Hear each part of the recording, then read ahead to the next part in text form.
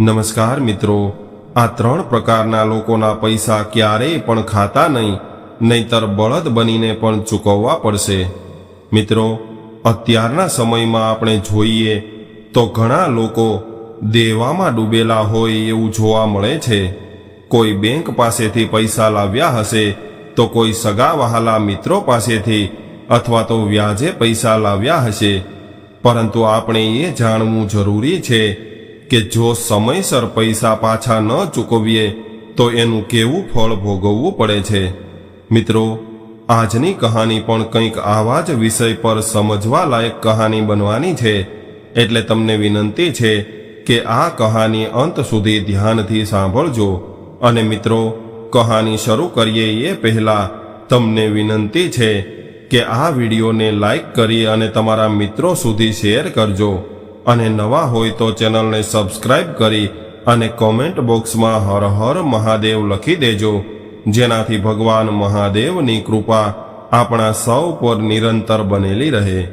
તો ચાલો શરૂ કરીએ આજની કહાની। મિત્રો, પ્રાચીન સમયની વાત છે। લખનપુર નામનું એક નગર હતું, અને એ નગરમાં લાખા શેઠ નામના એક ખૂબ ધનવાન શેઠ રહેતા હતા। એ શેઠનું નામ ચારેય દિશાઓમાં ખૂબ પ્રસિદ્ધ હતું। શેઠની પાસે ઘણું બધું ધન હતું, અને એના ઘરમાં કોઈ પણ વસ્તુની કમી નહોતી।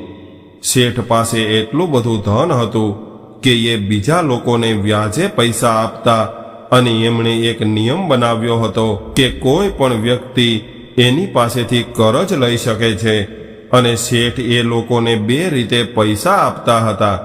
એક તો આ જ જન્મમાં પાછા આપવાની શરત, અને બીજું કે આવતા જન્મમાં પાછા આપવાની શરત રાખતા હતા। અને શેઠ પાસે કોઈ પણ વ્યક્તિ આવીને પૈસા માંગતો ત્યારે શેઠ ક્યારેય પૈસા આપવાની ના નહોતા પાડતા। અને તમે તો જાણો છો કે આ દુનિયામાં કેવા કેવા પ્રકારના લોકો રહે છે।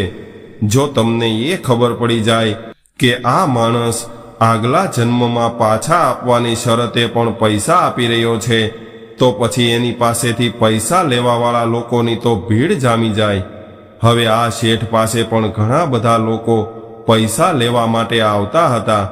રોજ પૈસા લેવાવાળા લોકોની લાઈન લાગેલી રહેતી, અને લોકોને એવું લાગતું કે શેઠની પાસે ખૂબ પૈસા છે, અને શેઠ એક મૂર્ખ વ્યક્તિ છે, એટલા માટે એ પોતાનું ધન આગલા જન્મમાં પાછું આપવાની શરતે લૂંટાવી રહ્યો છે। કોઈ ઈમાનદાર લોકો આવતા, એ લોકો આ જન્મમાં પૈસા પાછા આપવાની શરત રાખીને પૈસા લઈ જતા, અને અમુક બેઈમાન લોકો આવતા તો એ આગલા જન્મનું કહીને શેઠ પાસેથી આવતા જન્મે પાછા આપવાનું કહીને પૈસા લઈ જતા। એ લોકોને એવું લાગતું કે શેઠ તો મૂર્ખ છે, કેમ કે લોકો તો આ જન્મમાં પણ ઉધાર લીધેલા પૈસા પાછા આપવાનું વિચારતા નથી, તો પછી આગલા જન્મમાં કોણ પાછા આપવા આવશે? આ તો પાગલ વ્યક્તિ છે, જે બીજા જન્મની આશા રાખીને બેઠો છે। હવે તો નગરના કોઈ પણ વ્યક્તિને જ્યારે જ્યારે પૈસાની જરૂર પડતી, ત્યારે એ શેઠના દરવાજે પહોંચી જતા, અને શેઠ પણ ખૂબ ઉદાર હૃદયના હતા, એટલે એમણે બે ચાર લોકોને આ કાર્ય કરવા માટે રાખ્યા હતા। અને એ લોકો શેઠના દરવાજે કોઈ પણ વ્યક્તિ પૈસા લેવા આવે તો એને તરત જ પૈસા આપતા હતા। શેઠનું એવું માનવું હતું કે નગરનો કોઈ પણ વ્યક્તિ મારા દરવાજેથી નિરાશ થઈને ન જવો જોઈએ। હવે શેઠ દરેક લોકોને એની જરૂરિયાત મુજબ પૈસા આપવા લાગ્યા, અને કરજ લેનાર વ્યક્તિને શેઠ એક જ વાત પૂછતા હતા કે તમે આ પૈસા આ જન્મમાં પાછા આપશો કે પછી આવતા જન્મમાં? એટલે મોટા ભાગના લોકો તો આવતા જન્મનું કહીને પૈસા લઈ જતા। ત્યારે શેઠના મુનિમજી કરજ લેનાર વ્યક્તિનું નામ અને સરનામું પોતાની ખાતા વહીમાં નોંધી લેતા। હવે આવી તકનો ફાયદો કોણ ન ઉઠાવે? ઘણા બધા લોકો પોતાનું નામ અને સરનામું ખુશીથી શેઠની ખાતા વહીમાં લખાવી દેતા, અને એની પાસેથી મોઢે માંગ્યા પૈસા લઈ જતા। શેઠને એ વાતથી કોઈ ફરક નહોતો પડતો કે કરજ લેનાર વ્યક્તિ એના પૈસા પાછા આપશે કે નહીં આપે। આવી રીતે શેઠનું કામ નિરંતર ચાલતું રહેતું।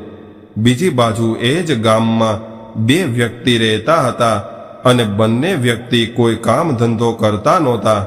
એ બંને વ્યક્તિઓ હંમેશા જુગાર અને સટ્ટો રમતા અને રાત્રે ચોરી કરવાનું કામ કરતા. એ બંને લોકો એટલું હરામનું ખાનારા હતા કે કોઈ પણ જગ્યાએ કામ કરવા જતા નહોતા. કેટલાય વર્ષોથી એમણે કોઈ કામ નહોતું કર્યું. તેઓ હંમેશા ચોરી કરવામાં જ લાગેલા રહેતા. એક દિવસ એમણે કેટલાક લોકોના મોઢે એવું સાંભળ્યું કે ભાઈ, તમે કેમ આ ગરીબ લોકોનું ધન લૂંટતા રહો છો? તમે લાખા શેઠની પાસે કેમ નથી જતા? એ તો લોકોને મોઢે માંગ્યા પૈસા ઉધાર આપે છે. જો તમારે પૈસા પાછા આપવાના હોય તો આ જન્મનું કહીને પૈસા લઈ લેજો, અને પાછા ન આપવા હોય તો આવતા જન્મનું કહીને પૈસા લઈ લેજો. શેઠજી બંને રીતે પૈસા ઉધાર આપે છે. લાખા શેઠ વિશે સાંભળીને બંને ચોર ખૂબ ખુશ થઈ ગયા અને એમણે વિચાર કર્યો કે આનાથી વધારે સારી વાત કઈ હોઈ શકે. જો શેઠ આવતા જન્મનું કહીને પૈસા ઉધાર આપતા હોય તો પછી આપણે બંનેએ એની પાસે જઈને ઘણા બધા પૈસા ઉધાર લઈ લેવા જોઈએ. આવું વિચારીને બંને વાતો કરવા લાગ્યા. ત્યારે બીજો ચોર કહેવા લાગ્યો કે ભાઈ, આપણે તો ઓછામાં ઓછા 5-5 લાખ રૂપિયા ઉધાર લઈ લઈશું, જેનાથી આપણા 5-10 વર્ષ ખૂબ આસાનીથી નીકળી જાય. મિત્રો, આવો વિચાર કરીને બંને ચોર શેઠના ઘર તરફ ચાલવા લાગ્યા. મિત્રો, પ્રાચીન સમયમાં બધા જ લોકો ચાલીને એક જગ્યાએથી બીજી જગ્યાએ જતા હતા. એટલે તેઓ ચાલતા ચાલતા શેઠના દરવાજે પહોંચી ગયા. શેઠને મળીને તેઓ કહેવા લાગ્યા કે શેઠજી, અમે તમારું ખૂબ નામ સાંભળ્યું છે અને અમે ખૂબ ગરીબ છીએ. અમારા બાળકો ભૂખ્યા મરી રહ્યા છે, એટલે અમારે પૈસાની ખૂબ જરૂર છે. શું તમે અમને પૈસા ઉધાર આપશો? ત્યારે શેઠ કહેવા લાગ્યા કે હા ભાઈ, તમારે જેટલા જોઈએ એટલા પૈસા લઈ જાઓ. બોલો ભાઈ, તમારે કેટલા પૈસા જોઈએ છે? હવે શેઠની વાત સાંભળીને એ બંને ચોર કહેવા લાગ્યા કે શેઠજી, અમારે આ જન્મ માટે તો પૈસા નથી જોતા. અમે તો આવતા જન્મમાં તમારા પૈસા પાછા આપશું. એટલે શેઠજી કહેવા લાગ્યા કે હા ભાઈ, કાંઈ વાંધો નહીં, તમે આવતા જન્મમાં ચૂકવવાની શરતે લઈ જાઓ. અમે ક્યાં ના પાડી રહ્યા છીએ, પરંતુ તમે એ જણાવો કે તમારે કેટલા પૈસા જોઈએ છે. અમે તો આવતા જન્મે ચૂકવવાની શરતે પણ પૈસા આપીએ છીએ. મિત્રો, આવી રીતે એ શેઠની વાત સાંભળીને બંને ચોર મનમાં ને મનમાં ખૂબ પ્રસન્ન થવા લાગ્યા અને તેઓ અંદરો અંદર વિચાર કર્યા બાદ કહેવા લાગ્યા કે શેઠજી, અમારે વધારે નહીં પરંતુ 5-5 લાખ રૂપિયાની જરૂર છે, જેનાથી અમારા બાળકોનું સારી રીતે પાલન પોષણ થઈ શકે. હવે બંને ચોરોની વાત સાંભળીને શેઠજી પોતાના મુનિમને કહેવા લાગ્યા કે મુનિમજી, આ બંનેને 5-5 લાખ રૂપિયા આપી દો.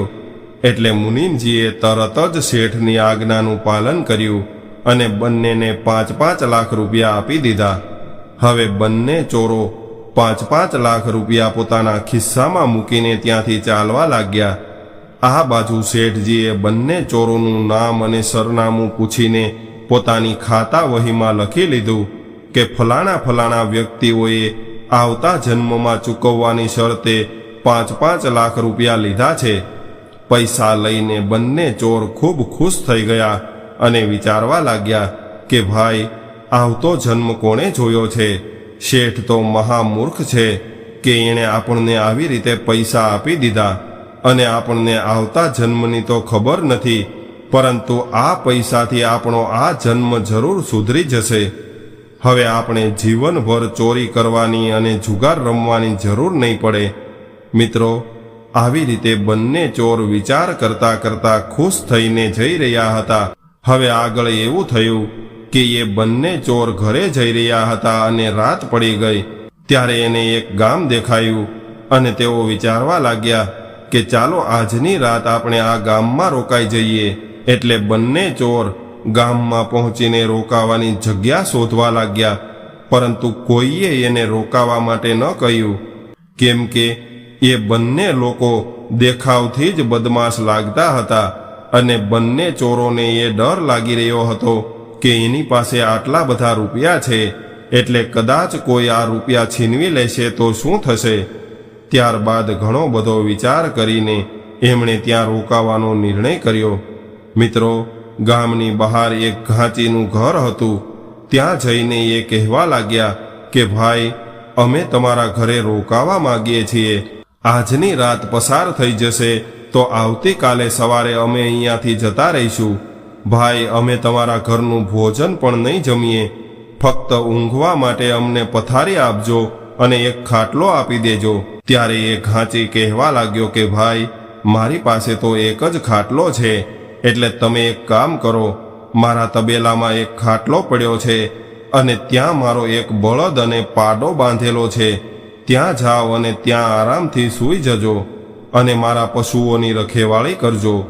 મિત્રો, એ બંને ચોર ઘાંચીના તબેલામાં સૂવા માટે જતા રહ્યા. જ્યારે એ બંને તબેલામાં રોકાયા ત્યારે ઘાંચી પોતાના ઘરે જતો રહ્યો. આ બાજુ એ બંને ચોર તબેલામાં પડેલા ખાટલા પર સૂઈ ગયા, પરંતુ બંનેને ઊંઘ ન આવી, કેમ કે એ બંને પાસે ઘણા બધા પૈસા હતા અને એને ડર લાગી રહ્યો હતો કે કોઈ આવીને આ પૈસા ચોરી જશે તો શું થશે. એટલા માટે બંને જાગતા જાગતા એકબીજા સાથે વાતો કરી રહ્યા હતા. આવી રીતે રાત્રિના 12 વાગી ગયા અને આ બાજુ તબેલામાં એક બળદ અને પાડો બાંધેલો હતો. ત્યારે એ પાડો કહેવા લાગ્યો કે અરે બળદભાઈ, તમે જાગી રહ્યા છો કે સૂઈ ગયા? ત્યારે બળદે કહ્યું કે હા, હું જાગી રહ્યો છું. એટલે પાડો કહેવા લાગ્યો કે જુઓ ભાઈ, મારી વાત ધ્યાનથી સાંભળો, કેમ કે મારો અને તમારો સાથ ફક્ત આજ રાત સુધીનો જ રહ્યો છે. આવતીકાલે સવારે તો હું તમને છોડીને જતો રહીશ. ત્યારે બળદ કહેવા લાગ્યો કે શું વાત કરી રહ્યા છો તમે? કાલે મને છોડીને શા માટે જતા રહેશો? ત્યારે પાડો કહે છે કે જુઓ ભાઈ, મેં આપણા માલિક પાસેથી કરજ લીધું હતું અને એ કરજ હું ચૂકવી ન શક્યો, એટલે મારે આ ઘાંચીના ઘરે પાડો બનવું પડ્યું. અને આજે એણે મને લાકડીઓ મારી મારીને મારી આવી હાલત બનાવી દીધી છે. એણે તો મારી પાસેથી એક પૈસાની વ્યાજ સહિત વસૂલી કરી છે. મેં એની પાસેથી જેટલું કરજ લીધું હતું એનાથી 1000 ગણું એણે મારી પાસેથી વસૂલ કરી લીધું છે. અને હવે મારું જે કરજ હતું એ ચૂકવાઈ ગયું છે. એટલે હવે હું આ વ્યક્તિના કરજમાંથી મુક્ત થઈ ગયો છું અને આવતીકાલે સવારે હું આ વ્યક્તિના ઘરનો થોડો ચારો ખાઈને અહીંથી નીકળી જઈશ. ત્યારબાદ હું આ શરીર છોડી દઈશ. બળદભાઈ, આપણો આટલો જ સાથ લખેલો હતો. મિત્રો, પાડાની આવી વાત સાંભળીને બળદ કહેવા લાગ્યો કે તમારી વાત સાચી છે ભાઈ, તું તો મુક્ત થઈ જઈશ અને અહીંથી જતો રહીશ, પરંતુ જો 2-4 કલાક તું અહીંયા રોકાઈ જઈશ તો હું પણ તારી સાથે આવીશ, કેમ કે હું પણ આ ઘાંચીના કરજમાંથી મુક્ત થઈ જઈશ. મારે ઘાણીમાં થોડા સરસવનું તેલ કાઢવાનું બાકી છે અને આ 4 કલાક સુધી મારે એની ઘાણી ચલાવવાની છે. ત્યારબાદ એક કસાઈ આવશે અને એ કસાઈ પાસેથી મારે ગયા જન્મના રૂપિયા લેવાના હતા. એ પૈસા આપીને એ મને ખરીદી લેશે અને ત્યારબાદ એ ઘાંચી કસાઈ પાસેથી પૈસા લઈ લેશે અને હું આ ઘાંચીના કરજમાંથી મુક્ત થઈ જઈશ, કેમ કે મેં પણ ગયા જન્મમાં આ ઘાંચી પાસેથી કરજ લીધું હતું. આવી રીતે હું એનું બધું જ કરજ ચૂકવી દઈશ, કેમ કે એની ઘાણી ચલાવીને મેં જે કામ કર્યું છે એમાંથી એણે મારું ઘણું બધું કરજ વસૂલ કરી લીધું છે અને બાકી વધેલા પૈસા પેલા કસાઈ પાસેથી લઈ લેશે. ત્યારબાદ હું થોડે દૂર સુધી કસાઈ સાથે ચાલીશ અને પછી હું મરી જઈશ. આવી રીતે બળદ અને પાડાની વાત આ બંને ચોરોએ સાંભળી ત્યારે એ વિચારવા લાગ્યા કે આ કેવી વાત કહેવાય, આપણે પણ જોવું જોઈએ. આ બાજુ જ્યારે સવાર પડી અને ઘાંચી તબેલામાં આવીને બળદ અને પાડાને થોડો ચારો નાખવા લાગ્યો, ત્યારે પાડાએ થોડો ચારો ખાઈ લીધો અને ખાધા બાદ એ પાડો ત્યાં જ પડી ગયો અને મૃત્યુ પામ્યો. હવે પાડો મરી ગયો ત્યારે ઘાંચી ખૂબ દુઃખી થવા લાગ્યો કે મારો પાડો મરી ગયો છે, હવે હું શું કરીશ? બીજી બાજુ એ બંને ચોર વિચારવા લાગ્યા કે અરે ભાઈ, આ પાડાની વાત તો સાચી નીકળી. જેવું આપણે રાત્રે સાંભળ્યું હતું એવું જ બન્યું છે. એટલે આનો મતલબ એ થયો કે આ પાડાએ ગયા જન્મમાં આ ઘાંચી પાસેથી કરજ લીધું હતું. હવે પ્રશ્ન એ છે કે શું આ બળદ પણ મરી જશે? ચાલો હવે આ ઘટના પણ આપણે જોઈ લઈએ. હવે બંને ચોર ત્યાં રોકાઈને જોવા લાગ્યા. આ બાજુએ ઘાંચીએ બળદને ઘાણીએ જોડ્યો અને 2-3 કલાક સુધી બળદ પાસે પોતાની ઘાણી ચલાવી અને થોડી વાર બાદ ત્યાં એક કસાઈ આવ્યો. કસાઈએ ઘાંચીને કહ્યું કે ભાઈ, શું તમે તમારા બળદને વેચવા માંગો છો? ત્યારે ઘાંચીએ કહ્યું કે હા ભાઈ, હું મારા બળદને વેચવા માંગુ છું. ત્યારે કસાઈએ પૂછ્યું કે તમે કેટલા પૈસા લેશો? એટલે ઘાંચીએ બળદની કિંમત જણાવી દીધી. મિત્રો, હવે કસાઈએ બળદની કિંમત આપી દીધી અને બળદને લઈને ત્યાંથી ચાલવા લાગ્યો. આ બાજુ પેલા બંને ચોર એકબીજા સાથે વાતો કરવા લાગ્યા કે ભાઈ, બળદે કહ્યું હતું કે કસાઈ આવશે અને કસાઈ પણ આવી ગયો અને ઘાંચીએ બળદ વેચી નાખ્યો. હવે આપણે એની પાછળ પાછળ જઈએ અને જોઈ લઈએ કે રસ્તામાં આ બળદ મળશે કે નહીં. હવે થોડા દૂર સુધી બંને ચોર કસાઈનો પીછો કરવા લાગ્યા અને ગામની બહાર નીકળી ગયા. જ્યારે બળદે એ ગામની હદ પાર કરી એટલે તરત જ એક પછડાટ ખાઈને નીચે પડી ગયો અને એનું મૃત્યુ થઈ ગયું. હવે તો એ બંને ચોરોના પગ નીચેથી જમીન સરકી ગઈ અને એકબીજા સાથે વાતો કરવા લાગ્યા કે ભાઈ, આ બળદની વાત પણ સાચી પડી, કેમ કે આ લોકોએ પેલા ઘાંચી પાસેથી કરજ લીધું હતું, એટલા માટે એને એના ઘરે કામ કરવા આવવું પડ્યું અને એના પૈસા ચૂકવીને એ બંને મરી ગયા છે. આ બંને ગયા જન્મમાં જરૂર કોઈ મનુષ્ય હશે અને આ વાત પરથી તો એવું સાબિત થાય છે કે કોઈ બીજાના પૈસા ખાય છે તો એને બળદ અથવા પાડો બનીને એના પૈસા ચૂકવવા પડે છે. એવી જ રીતે આપણે પણ પેલા શેઠ પાસેથી પૈસા ઉધાર લઈને આવ્યા છીએ. મને તો એવું લાગે છે કે આવતા જન્મે આપણે પણ એ શેઠના ઘરે કોઈ ને કોઈ પશુ બનીને જન્મ લેવો પડશે અને એના પૈસા ચૂકવવા પડશે. હવે એ બંને ચોરોએ વિચાર કર્યો કે હવે આપણે શું કરવું? ત્યારે એક ચોર કહેવા લાગ્યો કે ચાલો આપણે પાછા જઈએ અને શેઠને એના પૈસા પાછા આપી દઈએ. અને શેઠ જ્યારે એવું પૂછશે કે તમે પૈસા પાછા આપવા કેમ આવ્યા છો, ત્યારે આપણે એને કહી દઈશું કે અમારી પાસે પૈસાની વ્યવસ્થા થઈ ગઈ છે, એટલે તમે તમારા પૈસા પાછા લઈ લ્યો. આવી રીતે વિચાર કરીને બંને ચોર શેઠ પાસે પાછા આવી ગયા. એટલે શેઠ એને જોઈને કહેવા લાગ્યા કે તમે બંને પાછા કેમ આવ્યા છો? શું વાત છે ભાઈ? ત્યારે બંને ચોર કહેવા લાગ્યા કે શેઠજી, ગઈકાલે અમે તમારી પાસેથી પૈસા લઈ ગયા હતા, એ પૈસા પાછા આપવા માટે આવ્યા છીએ. હકીકતમાં અમારી પાસે બીજી કોઈ જગ્યાએથી પૈસાની વ્યવસ્થા થઈ ગઈ છે, એટલે તમે તમારા પૈસા પાછા લઈ લ્યો અને તમારી ખાતા વહીમાંથી અમારું નામ કાઢી નાખો. મિત્રો, એ શેઠજીએ પોતાની ખાતા વહી જોઈ ત્યારે એમાં એવું લખ્યું હતું કે આવતા જન્મમાં ચૂકવવાની શરતે પૈસા લીધા છે. એટલે શેઠજી કહેવા લાગ્યા કે જુઓ ભાઈ, જો તમે આ જન્મમાં પાછા આપવાની શરતે પૈસા લઈ ગયા હોત તો હું આ પૈસા જમા કરી દેત, પરંતુ તમે તો આવતા જન્મમાં ચૂકવવાની શરતે લીધા છે, તો પછી હવે હું આ પૈસા જમા નહીં કરી શકું. હવે તમારે આ પૈસા આવતા જન્મમાં ચૂકવવા પડશે. જ્યારે ચોરોએ શેઠની આવી વાત સાંભળી ત્યારે એમણે શેઠને ફરીથી કહ્યું કે નહીં શેઠજી, તમારે આ પૈસા લેવા જ પડશે. મિત્રો, હવે શેઠજીએ એ પૈસા લેવાની સ્પષ્ટ ના પાડી દીધી અને એ બંને ચોર જબરદસ્તી કરીને પૈસા પાછા આપવા માંગતા હતા. ઘણી બધી વિનંતી કરવા છતાં પણ શેઠજીએ પૈસા પાછા ન લીધા. હવે તો બંને ચોર નિરાશ થઈને પોતાના ઘર તરફ ચાલવા લાગ્યા. ચાલતા ચાલતા તેઓ વિચાર કરવા લાગ્યા કે હવે આપણે આ શેઠના ઘરે બળદ બનવું પડશે અને આ શેઠ આપણને દંડા મારી મારીને એક એક પૈસાનો હિસાબ લેશે. હવે આપણે શું કરશું? હવે તો આપણે આ શેઠનું કરજ લઈને ખોટે ખોટી મુસીબતમાં ફસાઈ ગયા છીએ. આવી રીતે બંને વિચાર કરતા કરતા જઈ રહ્યા હતા અને તેઓ એક જંગલમાં પહોંચી ગયા. એ જંગલમાં બંને ચોર એક વૃક્ષ નીચે બેસી ગયા અને વિચાર કરવા લાગ્યા કે હવે આપણે શેઠના ઘરે જન્મ લેવો પડશે અને કોણ જાણે શેઠ આપણને કેટલી બધી યાતનાઓ આપશે અને આપણી પાસેથી એના પૈસા વસૂલ કરશે.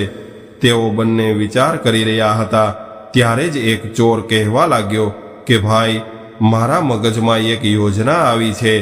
એટલે આપણે એક કામ કરીએ, શેઠે આપણને જે પૈસા આપ્યા છે એમાંથી આપણે અહીંયા એક મોટું તળાવ બનાવડાવી દઈએ, કેમ કે આ જંગલમાં પાણીની કોઈ વ્યવસ્થા નથી. ત્યારે બીજો ચોર કહેવા લાગ્યો કે ભાઈ, તારી વાત સાચી છે, આપણે આ જંગલમાં પાણીની વ્યવસ્થા કરવી જોઈએ. આવી રીતે બંને ચોરોએ વિચાર કરીને નિર્ણય કર્યો કે આપણે શેઠ પાસેથી કરજ લઈને જે પૈસા લાવ્યા છીએ એમાંથી અહીંયા એક ખૂબ મોટું અને સુંદર તળાવ બનાવશું. પછી તો જોવાનું શું હતું, તેમણે આસપાસના ગામોમાંથી મજૂર બોલાવ્યા અને જંગલમાં એક તળાવ ખોદવાનું શરૂ કરી દીધું. થોડા સમયમાં ત્યાં એક ખૂબ સુંદર તળાવનું નિર્માણ થઈ ગયું. તળાવની ચારેય બાજુ લીલાછમ છોડ રોપાવી દીધા અને અંદરથી તળાવને એકદમ પાકું બનાવી દીધું અને ચારેય બાજુ એને સપાટ રાખ્યું. પશુઓને પાણી પીવા માટે ઘાટ બનાવ્યા અને તળાવની બાજુમાં પોતાને રહેવા માટે એક નાનું એવું મકાન બનાવ્યું. હવે એ બંને ચોર તળાવના કિનારે રહેવા લાગ્યા. શેઠની પાસેથી જેટલા પૈસા લઈને આવ્યા હતા એ બધા જ પૈસા એમણે તળાવ નિર્માણના કાર્યમાં ખર્ચી નાખ્યા. હવે થોડા દિવસ બાદ જ્યારે ચોમાસું આવ્યું ત્યારે વરસાદનું પાણી ચારેય બાજુથી આવવા લાગ્યું અને તળાવ છલોછલ ભરાઈ ગયું. અને થોડા સમય બાદ પાણીની સાથે જે ગંદકી આવી હતી એ તળાવમાં નીચે બેસી ગઈ અને તળાવનું પાણી એકદમ સ્વચ્છ થઈ ગયું. ધીમે ધીમે આસપાસના ગામના લોકોને આ તળાવની માહિતી મળવા લાગી. ત્યારે એ બધા જ લોકો પોતાના પશુઓને લઈને ત્યાં પાણી પીવડાવવા માટે આવવા લાગ્યા. પરંતુ એ બંને ચોર જેમણે આ તળાવ બનાવ્યું હતું તેઓ એક લાકડી લઈને તળાવની સુરક્ષા કરવા લાગ્યા અને જે કોઈ પણ ત્યાં પાણી પીવા આવતું એને તેઓ દૂરથી જ ભગાડી દેતા. તેઓ એવું કહેતા કે ભાઈ, આ તળાવમાંથી પાણી પીવું અને પીવડાવવું એની સખત મનાઈ છે. અમારા શેઠજીનો એવો આદેશ છે. મિત્રો, એમણે તો તળાવના કિનારે એક બોર્ડ લગાવ્યું હતું અને એ બોર્ડ પર તળાવના માલિક તરીકે લાખા શેઠનું નામ લખાવ્યું હતું, કેમ કે એ શેઠના પૈસાથી જ એમણે આ તળાવ બનાવ્યું હતું. હવે તો આની માહિતી આસપાસના ગામોમાં ફેલાવા લાગી કે લાખા શેઠે જંગલમાં એક સુંદર મોટું તળાવ બનાવ્યું છે અને એની અંદર ખૂબ સ્વચ્છ પાણી છે. પરંતુ એ તળાવના કિનારે બે રખેવાળ રહે છે. એ કોઈને પાણી પીવા નથી દેતા. જે કોઈ પણ વ્યક્તિ ત્યાં જાય છે એને એ બંને રખેવાળ પાણી પીધા પહેલા જ ભગાડી મૂકે છે. ગામના લોકોએ મનમાં એવો વિચાર કર્યો કે આપણે એવું કરીએ કે 10-20 લોકો ભેગા મળીને એની પાસે જઈએ અને પૂછી લઈએ કે તેઓ આપણને પાણી શા માટે નથી પીવા દેતા. આપણા પશુ ત્યાંનું પાણી પી લેશે તો એનું શું બગડી જશે? અને જો કોઈને પાણી પીવા નથી દેવું તો પછી આ તળાવનું નિર્માણ શા માટે કરાવ્યું? હવે આસપાસના ગામોમાંથી 15-20 લોકો ભેગા થઈને આ બંને ચોર પાસે આવ્યા અને કહેવા લાગ્યા કે ભાઈ, અમને એક વાત જણાવો કે તમે આટલું સુંદર તળાવ બનાવ્યું છે તો પછી તમે એમાંથી કોઈને પાણી પીવા કેમ નથી દેતા? ત્યારે એ બંને ચોર કહેવા લાગ્યા કે જુઓ ભાઈઓ, આમાં અમારી કોઈ ભૂલ નથી. અમે તો લખનપુરના લાખા શેઠના નોકર છીએ. આ તળાવ તો લખનપુરના લાખા શેઠે બનાવ્યું છે અને એમનો એવો આદેશ છે કે આ તળાવમાંથી કોઈને પાણી પીવા નહીં દેતા. હવે જ્યારે માલિકનો જ આદેશ નથી તો અમે શું કરી શકીએ? ગામના કેટલાક લોકો કહેવા લાગ્યા કે આ તો ખોટું કહેવાય અને એમાંથી અમુક લોકો તો શેઠ સાથે નફરત કરવા લાગ્યા અને એ શેઠને ગાળો આપવા લાગ્યા. કેટલાક લોકો એવું કહેવા લાગ્યા કે શેઠે જ્યારે તળાવ બનાવ્યું છે તો પછી અમને પાણી પીવા કેમ નથી દેતો? ત્યારે બંને ચોરો કહેવા લાગ્યા કે જુઓ ભાઈઓ, અમે ના નથી પાડી રહ્યા, પરંતુ પહેલા તમે લાખા શેઠ પાસેથી મંજૂરી લઈ આવો. જો શેઠ કહી દેશે તો પછી પાણી પીવાથી અમે કોઈને નહીં રોકીએ. ત્યારે કેટલાક લોકો કહેવા લાગ્યા કે ભાઈ, તમારી વાત તો સાચી છે, એમાં નોકરની શું ભૂલ? માલિક જેવો આદેશ આપે એવું જ નોકરને કરવાનું હોય. હવે તો બધા જ લોકો ભેગા મળીને લાખા શેઠ પાસે પહોંચી ગયા અને આટલા બધા લોકોને એક સાથે જોઈને લાખા શેઠ ચોંકી ગયા અને શેઠ વિચારવા લાગ્યા કે મારાથી કોઈ ભૂલ તો નથી થઈને? ક્યાંક આ લોકો ભેગા મળીને મને મારવા માટે તો નથી આવ્યા ને? હવે ડરના કારણે એ શેઠ દૂરથી જ બધાને રામ રામ કહેવા લાગ્યા અને એના હાલચાલ પૂછવા લાગ્યા. શેઠે બધા જ લોકોને ખૂબ સન્માનપૂર્વક પોતાની બેઠકમાં બોલાવ્યા અને પાણી પીવડાવ્યું. ત્યારબાદ એના આવવાનું કારણ પૂછવા લાગ્યા. ત્યારે ગામના બધા જ લોકો ખૂબ ગુસ્સામાં હતા, એટલે ગુસ્સો કરીને કહેવા લાગ્યા કે અરે શેઠ, તમે આટલું સુંદર તળાવ બનાવ્યું છે અને જો એ તળાવમાંથી તમે કોઈને પાણી નહીં પીવા દો તો પછી એ તળાવનું નિર્માણ કરવાનો શું અર્થ છે? તળાવનું નામ સાંભળીને શેઠ ચોંકી ગયા અને કહેવા લાગ્યા કે ભાઈઓ, તમે કયા તળાવની વાત કરી રહ્યા છો? મેં તો કોઈ તળાવ નથી બનાવ્યું. ત્યારે ગામના લોકો કહેવા લાગ્યા કે નહીં શેઠજી, અમે બધા પાગલ નથી, અમે અમારી આંખોથી જોઈને આવ્યા છીએ. તળાવના કિનારે બોર્ડ મારેલું છે અને એ બોર્ડ પર માલિક તરીકે તમારું નામ લખેલું છે અને તમે તો ત્યાં 2 નોકર બેસાડી રાખ્યા છે અને એ બંને નોકર કોઈને પણ પાણી પીવા નથી દેતા. ત્યારે શેઠ કહેવા લાગ્યા કે ભાઈઓ, મેં આવું કોઈ પણ તળાવ નથી બનાવ્યું અને જે તળાવ મેં બનાવ્યા છે એમાંથી તો લોકો પહેલાથી જ પાણી પીવે છે. મારા બનાવેલા કોઈ પણ તળાવ પર પાણી પીવાની મનાઈ મેં કોઈને નથી કરી.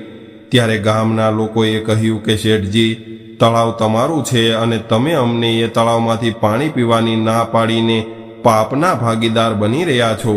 ગામના લોકોની આવી વાત સાંભળીને શેઠ ખૂબ હેરાન થઈ ગયા અને કહેવા લાગ્યા કે ચાલો ભાઈઓ, હું ખુદ તમારી સાથે આવીને જોઉં છું. હવે તો શેઠ પોતે જ ગામના લોકો સાથે ચાલવા લાગ્યા અને એ તળાવ પર પહોંચી ગયા. જ્યારે શેઠે દૂરથી એ તળાવ જોયું ત્યારે હકીકતમાં તળાવ ખૂબ સુંદર બનેલું હતું અને ચારેય બાજુ પાકી દિવાલો બનાવેલી હતી. મોટા મોટા પગથિયા હતા, સુંદર ઘાટ બનાવેલા હતા. જાનવરો માટે ચડવા ઉતરવા માટેની પણ ખૂબ સુંદર વ્યવસ્થા હતી. શેઠે જોયું કે 2 માણસો ત્યાં લાકડી લઈને તળાવની રખેવાળી કરી રહ્યા છે. ત્યારબાદ શેઠજીએ તળાવના કિનારે લગાવેલું બોર્ડ જોયું, જેના પર એનું નામ લખેલું હતું. બોર્ડમાં એવું લખેલું હતું કે આ તળાવના નિર્માણ કરતા લખનપુરના લાખા શેઠ છે. એ બોર્ડ પરની વિગત વાંચીને શેઠજીએ પેલા બંને રખેવાળને એની પાસે બોલાવ્યા અને કહેવા લાગ્યા કે ભાઈ, તમે આ તળાવમાંથી લોકોને પાણી કેમ નથી પીવા દેતા? અને તમે આ તળાવ મારા નામથી બનાવ્યું છે તો પછી આ લોકોને પાણી પીવાથી વંચિત રાખીને મને પાપનો ભાગીદાર શા માટે બનાવી રહ્યા છો? અને મેં તો આ તળાવ બનાવ્યું જ નથી, તો પછી તમે બંને આવું શા માટે કરી રહ્યા છો?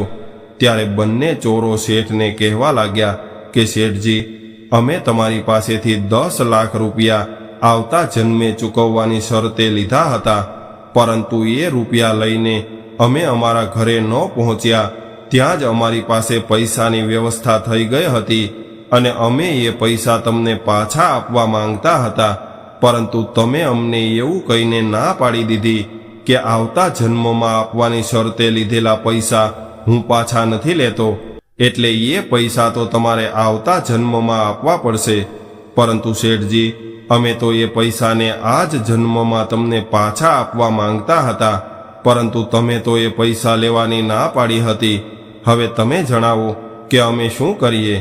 એટલા માટે અમે એવો વિચાર કર્યો કે એ પૈસાથી એક તળાવનું નિર્માણ કરાવી દઈએ. અને શેઠજી, એ પૈસા તો તમારા જ હતા, એટલા માટે અમે બોર્ડ પર તમારું જ નામ લખાવી દીધું છે. હવે અમે ત્યાં સુધી કોઈને પાણી પીવા નહીં દઈએ જ્યાં સુધી અમે તમારી પાસેથી લીધેલા પૈસા માફ નહીં કરો અને તમારી ખાતા વહીમાંથી અમારા બંનેના નામ નહીં કાઢો. ત્યારે બધા જ લોકો આ ચોરોની વાત સાંભળી રહ્યા હતા, એટલે એ બંને વળી પાછા કહેવા લાગ્યા કે શેઠજી, કદાચ તમે એ પૈસા જમા કરી દેશો તો અમને કંઈ વાંધો નથી, પછી ભલે ને અહીંયા કોઈ પણ આવીને પાણી પીવે, પરંતુ જો તમે પૈસા જમા નહીં કરો તો પાણી પીવાની વાત તો દૂર રહી, અમે કોઈને આ તળાવને હાથ પણ નહીં લગાવવા દઈએ. મિત્રો, આવું સાંભળીને શેઠજી ચોંકી ગયા કે આ બંનેએ તો ખૂબ યોજનાપૂર્વક કામ લીધું છે। ત્યારે ગામના લોકો પણ કહેવા લાગ્યા કે આ બંને ખૂબ સારા માણસો છે, કેમ કે એણે તો આ કેટલું સુંદર તળાવ બનાવ્યું છે, એટલે શેઠજી તમે આ બંનેનું કરજ માફ કરી દો। ત્યારે શેઠજી કહેવા લાગ્યા કે જુઓ ભાઈ, હું આવતા જન્મના પૈસાને તો માફ નહીં કરી શકું। ત્યારે એ બંને ચોર કહેવા લાગ્યા કે કંઈ વાંધો નહીં શેઠજી, તમે માફ નહીં કરો તો પછી અમે કોઈને અહીંયા પાણી પીવા નહીં દઈએ અને તમે જીવનભર આ પાપના ભાગીદાર બનતા રહેશો। હવે તમે જ વિચાર કરો કે તમારા નામથી કેટલો બધો અપરાધ થશે। હવે શેઠજી સમજી ગયા હતા કે મારા પૈસા અને મારા નામનો આ લોકો દુરુપયોગ કરશે અને હું નર્કનો ભાગીદાર બનીશ। એટલે શેઠ કહેવા લાગ્યા કે કંઈ વાંધો નહીં ભાઈ, હું તમારા પૈસા અત્યારે જ જમા કરી દઉં છું, પરંતુ તમારે આ ગામના લોકોને પાણી પીવા દેવું પડશે। કોણ જાણે કેટલાય પશુ પક્ષીઓ આ તળાવમાં પાણી પીવા આવતા હશે અને તમે એને ભગાડી મૂકો છો, અને આ તળાવ મારા નામ પર છે એટલે એનું પાપ મને લાગશે। આવી રીતે શેઠજીએ આ બંનેના પૈસા જમા કરી દીધા અને ખાતા વહીમાંથી એના નામ પણ કાઢી નાખ્યા। હવે બંને ચોર ખૂબ પ્રસન્ન થઈ ગયા અને તેઓ પોતાના ઘરે જતા રહ્યા। ત્યારબાદ એમણે ક્યારેય કોઈના ઘરે ચોરી ન કરી અને જુગાર પણ ન રમ્યા, કેમ કે એ બંનેને હવે બ્રહ્મજ્ઞાન થઈ ગયું હતું કે કોઈ પાસેથી મફતનું ધન લેવાથી આપણે કેવી રીતે ચૂકવવું પડે છે। મિત્રો, આ કહાનીમાંથી આપણને એવી શિક્ષા મળે છે કે આપણે બીજાનો 1 રૂપિયો પણ મફતનો ખાઈએ છીએ તો એને આપણે કોઈના કોઈ રૂપે આવીને ચૂકવવા પડે છે। જો આપણે કોઈની પાસેથી બેઈમાની કરીને ધન લઈ લીધું હોય તો યાદ રાખજો કે આપણને ખબર નથી હોતી કે એ વ્યક્તિએ એ ધન કેવી રીતે કમાયું હશે। જો કદાચ એ વ્યક્તિએ એ ધન અધર્મના રસ્તે ચાલીને કમાયું હશે તો એના પાપના ભાગીદાર આપણે પણ બનશું। મિત્રો, બેઈમાનીનું ધન ખાવાવાળો વ્યક્તિ બીજાના પાપને પણ પોતાના માથા પર લેતો રહે છે અને એ ધન 1000 ગણું કરીને કોઈને કોઈ રૂપમાં એને ચૂકવવું પડે છે। જો તમે એવું વિચારીને બેસી જશો કે મારે આના પૈસા આપવા નથી, તો મિત્રો એક વાત યાદ રાખજો કે જેના પૈસા તમે ખાઈ રહ્યા છો કે ખાધા છે એના ઘરે તમારે કાં તો પાડો બનીને ચૂકવવા પડશે અથવા તો બળદ બનવું પડશે। કહેવાનો મતલબ એ છે કે કોઈને કોઈ રૂપમાં તમારે એના પૈસા ચૂકવવા પડશે। પરમાત્માની અદાલતમાં કોઈ ભૂલ નથી થતી અને ત્યાં કોઈની લાંચ રૂશ્વત અથવા તો ઓળખાણ પણ નથી ચાલતી, અને ત્યાં જે કોઈ ગુનેગાર હોય, જે કોઈ વ્યક્તિઓએ પાપ કર્યું હોય એને એના કર્મોનો દંડ જરૂર મળે છે। એટલા માટે મિત્રો, તમને વિનંતી છે કે કોઈનો 1 રૂપિયો પણ ખાતા નહીં, અને ભલે તમારા પૈસા કોઈ બીજો ખાઈ ગયો હોય પરંતુ તમે ઈમાનદારીથી રહેવાની કોશિશ કરજો। જો તમે કોઈના પૈસા ખાધા હશે અને તમારી નિયતમાં ખોટ આવી હશે તો એ પાકું છે કે તમારે એના પૈસા ગમે એવી રીતે ચૂકવવા પડશે, અને એ પણ પૂરા વ્યાજ સાથે ચૂકવવા પડશે। મિત્રો, તમારું ધન તમને સાધન તો આપે છે પરંતુ તમારા સુખ અને શાંતિ છીનવી લે છે, તમારી અંદરની ખુશીને નષ્ટ કરી નાખે છે, અને એક દિવસ મૂળ સહિત એ માણસનું પતન થાય છે। આવી રીતે 3 પ્રકારના લોકોના પૈસા જીવનમાં ક્યારેય પણ ખાતા નહીં, નહીતર તમારે બળદ બનીને ચૂકવવા પડશે।